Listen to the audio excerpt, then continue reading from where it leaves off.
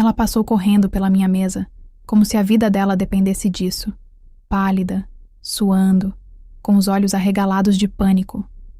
E eu só fiquei ali, sentada, tranquila, comendo biscoitos da máquina automática, porque eu já sabia exatamente o que estava acontecendo. Eu já tinha pensado em cada detalhe, e o melhor de tudo, eu tinha uma prescrição médica. Bom, se você já foi desconsiderada ou desconsiderado, quando estava claramente com razão, este vídeo é para você. Vamos lá. Era uma terça-feira.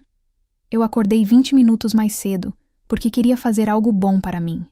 Preparei um almoço de verdade. Nada daquela comida sem graça de escritório. Nada de uma barrinha de granola esquecida na gaveta até as 3 da tarde. Um sanduíche de verdade.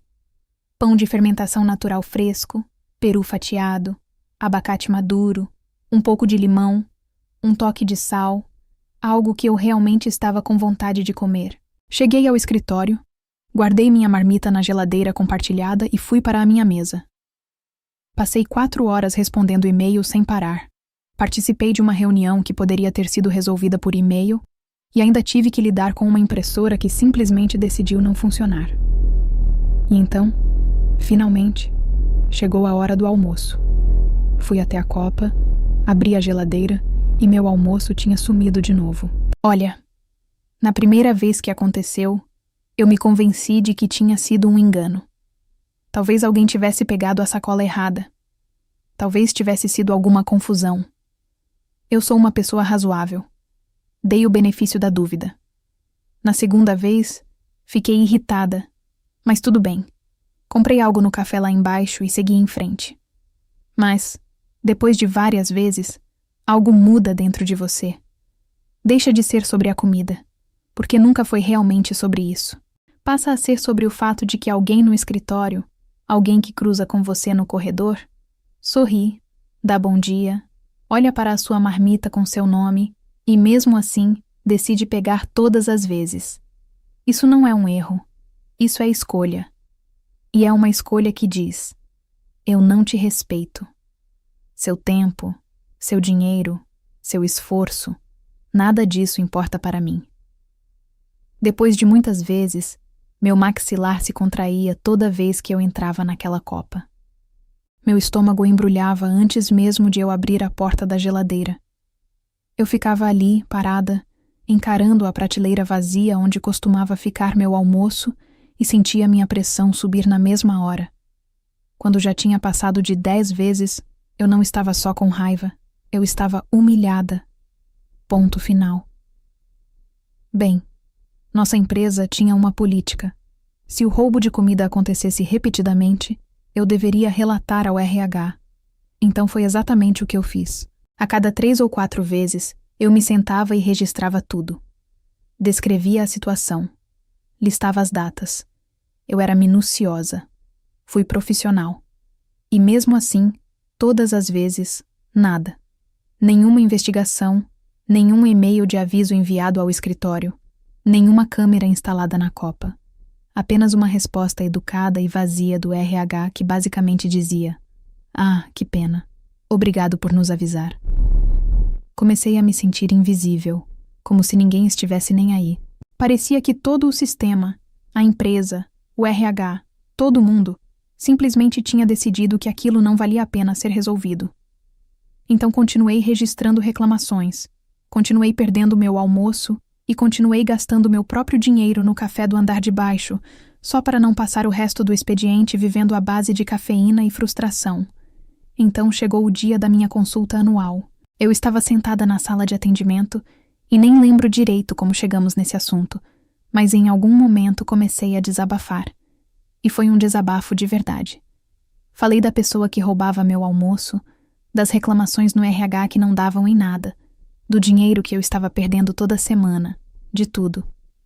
Meu médico, que me acompanha há anos e já tem aquela postura de quem já ouviu de tudo, me ouviu com calma por um tempo e depois começou a rir. Não foi uma risada maldosa. Foi aquele tipo de riso de quem acha a situação absurda, mas ao mesmo tempo muito familiar. Quando se recompôs, inclinou a cabeça e perguntou, do nada: "Então, você está constipada?" Eu pisquei, confusa. O quê? Não. Por que você está perguntando isso? Ele não respondeu na hora. Ele fez aquela cara de quem acabou de ter uma ideia. Pegou o bloco de receitas, escreveu alguma coisa e deslizou o papel na minha direção sem dizer nada. Depois olhou para mim, sério, e disse: mistura isso na sua comida para ter o melhor efeito. Olhei para o papel. Era a prescrição de um laxante bem forte. Levantei o olhar para ele de novo. Ele deu de ombros, como quem diz que estava apenas fazendo o trabalho dele. E foi aí que um sorriso começou a surgir devagar no meu rosto. Fui para casa naquela noite e pensei com calma. Eu não sou impulsiva. Fiquei analisando a situação por todos os lados. Será que eu estava indo longe demais? Será que aquilo era vingança?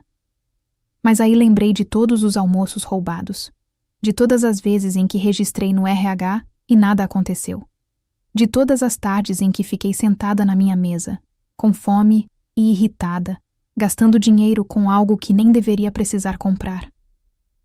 Eu tentei resolver da forma certa várias vezes, e foi então que decidi. Se alguém estava tão determinado a comer a minha comida, então ia comer a minha comida. Inteira. Era minha medicação. Eu só estava seguindo a orientação médica. Na manhã seguinte, preparei meu sanduíche com cuidado. Pão de fermentação natural, peru e uma camada generosa de pasta de abacate, onde misturei bem uma dose significativa do laxante prescrito. Coloquei tudo na minha marmita, com meu nome, como sempre. Cheguei ao escritório, guardei na geladeira da copa e fui para a minha mesa.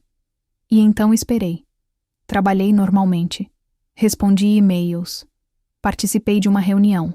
Mantive a expressão neutra o tempo todo. Não olhei para a copa. Não fiz nada diferente do habitual. Mas por dentro eu estava contando cada minuto. Quando chegou a hora do almoço, levantei, fui até a copa e abri a geladeira. A sacola não estava mais lá. Fiquei ali parada por um instante, completamente imóvel. Depois fui até a máquina, peguei alguns biscoitos, voltei para a minha mesa e continuei esperando. Cerca de 45 minutos depois, o clima no escritório começou a mudar. Ouvi cochichos do outro lado do andar. Alguém passou apressado pela minha mesa em direção ao banheiro, claramente desesperado. Logo depois, outra pessoa foi atrás.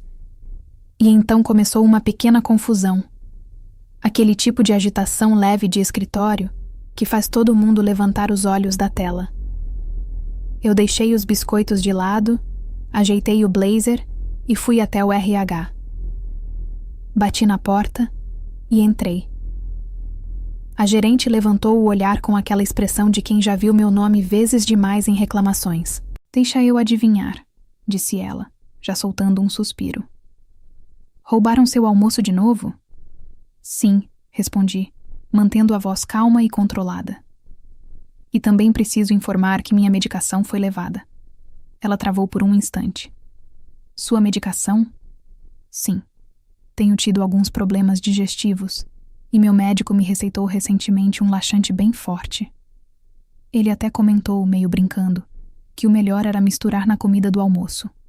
Fiz uma pausa, no tempo certo. Alguém roubou meu almoço hoje, o que significa que também levou minha medicação prescrita.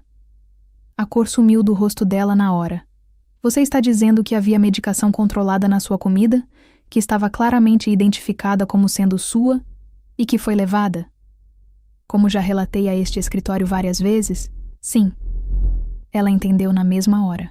Porque o que eu precisava que ela entendesse, e o que a pessoa que roubava a comida ainda não tinha percebido até cerca de 45 minutos atrás, é que pegar a medicação prescrita de alguém não é só falta de respeito, é crime. Em pouco tempo, a segurança foi acionada. Logo depois, a coisa saiu do controle e as autoridades foram chamadas. E a pessoa que procuravam não estava longe. Era uma supervisora de outro departamento, que trabalhava 2 andares acima. Alguém que, pelo que descobriram depois, descia com frequência até a nossa copa e pegava o que achava interessante. E naquele dia, o que pareceu interessante para ela foi o meu sanduíche de abacate inteiro. Encontraram ela no banheiro, pálida, suando, em uma situação que eu só posso descrever como extremamente desconfortável. Ela foi questionada ali mesmo. E ela tentou. Tentou mesmo dizer que eu tinha envenenado ela. Me chamaram para conversar e eu lembro de estar completamente calma, quase tranquila. Em determinado momento, olhei para ela e perguntei, em voz baixa: "Você realmente achou que meu almoço era para você?" Ela não respondeu. Expliquei aos responsáveis que já vinha registrando ocorrências no RH por causa dos furtos de comida há meses, que nunca houve retorno ou solução e que naquele dia eu apenas estava seguindo a orientação médica em relação à minha própria medicação, que acabou sendo levada junto com o meu almoço, me deixando sem ela. Foi nesse momento que vi a ficha cair para ela. Ela ficou em silêncio e assim permaneceu até a chegada do advogado. Em pouco tempo, todo mundo já sabia do que tinha acontecido. Dias depois, vieram as consequências. A supervisora recebeu penalidades, precisou prestar serviços comunitários e acabou perdendo o emprego. E a vaga que ela deixou foi ocupada por alguém do nosso andar. Alguém de quem eu realmente gostava e respeitava, e que conquistou aquilo de forma justa. Quanto a mim, finalmente voltei a almoçar em paz. Todos os dias eu me sentava na copa, abria meu sanduíche e comia tranquila. Ninguém mexia. Ninguém nem chegava perto da minha comida. E eu pensei muito nisso depois. No que tornava tudo aquilo tão satisfatório. Não foi só o resultado, foi o jeito. Eu não gritei, não confrontei ninguém diretamente. Não fiz nada além de seguir a orientação médica e reportar um crime. O sistema me ignorou várias vezes, mas na vez seguinte, eu tornei impossível ignorar. Às vezes, a melhor estratégia não é insistir mais forte, é mudar completamente o jogo. E às vezes o karma só precisa de um pequeno empurrão. A lição dessa história vai além de vingança ou justiça pessoal. Ela revela algo essencial sobre limites, estratégia e percepção de valor. Muitas vezes, somos ensinados a seguir regras, confiar em sistemas e esperar que autoridades resolvam conflitos. Mas quando esses sistemas falham repetidamente, insistir na mesma abordagem pode não ser sinal de maturidade. Pode ser apenas falta de adaptação. A protagonista não perdeu o controle, não criou um escândalo, não se rebaixou ao confronto direto. Ela observou, analisou e encontrou uma forma de agir dentro das próprias regras que estavam sendo ignoradas. Isso mostra que inteligência emocional não é apenas suportar, é saber quando mudar de abordagem. O verdadeiro poder não está em reagir com força, mas em agir com precisão. E, principalmente, em entender que respeito não se implora, se estabelece. A reflexão mais profunda aqui está na forma como o desrespeito se instala de maneira silenciosa e progressiva. No início, parece pequeno, quase irrelevante. Um almoço perdido, um incômodo passageiro. Mas, com o tempo, isso se transforma em algo maior. Uma mensagem constante de que você pode ser ignorado sem consequências. E isso corrói. Não só o humor, mas a autoestima, a sensação de pertencimento e até a percepção de justiça. O mais perigoso não é o ato em si, mas o que ele representa. Quando ninguém faz nada, o problema deixa de ser individual e passa a ser estrutural. A protagonista percebeu isso e decidiu interromper esse ciclo, não com barulho, mas com inteligência. E talvez essa seja a parte mais desconfortável. Quantas vezes você também já foi ignorado e, ao invés de mudar o jogo, continuou esperando que alguém jogasse certo? Agora me diz, na sua opinião, ignorar pequenos abusos no dia a dia te protege ou só incentiva os outros a irem cada vez mais longe? E qual foi a situação mais satisfatória de justiça no trabalho que você já viu acontecer? Escreve aqui nos comentários, eu quero muito saber. E não esquece, deixa também o seu comentário com uma classificação de 1 a 10 para mostrar o quanto você gostou, porque assim eu consigo trazer mais vídeos que sejam interessantes para você. Se essa história te prendeu até aqui, já deixa o like e se inscreve no canal, porque as próximas vão mexer ainda mais com a sua forma de enxergar o jogo.